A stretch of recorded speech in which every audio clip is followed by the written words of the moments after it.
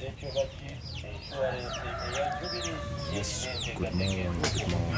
Wow, good morning, welcome to the ghetto. It's a good morning. One day my people in the ghetto.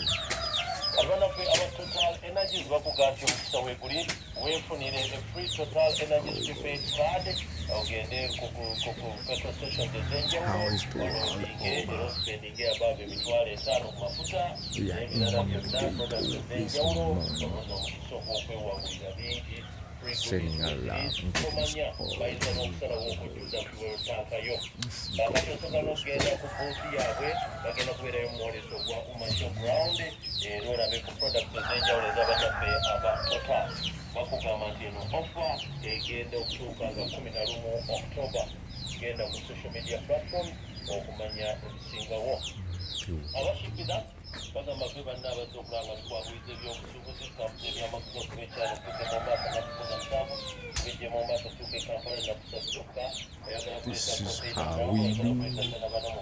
This is how we do in the ghetto. It's time for farming. It's raining now. We are doing some farming. This has been raining.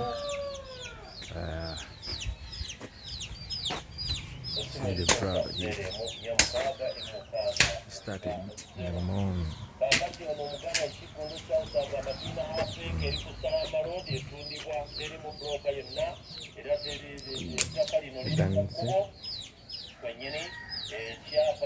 Bayatandise farming.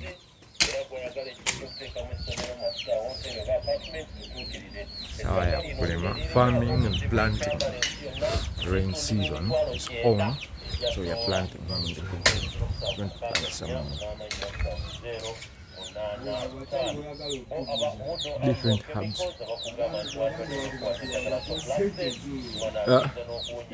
Different herbs. Ayo.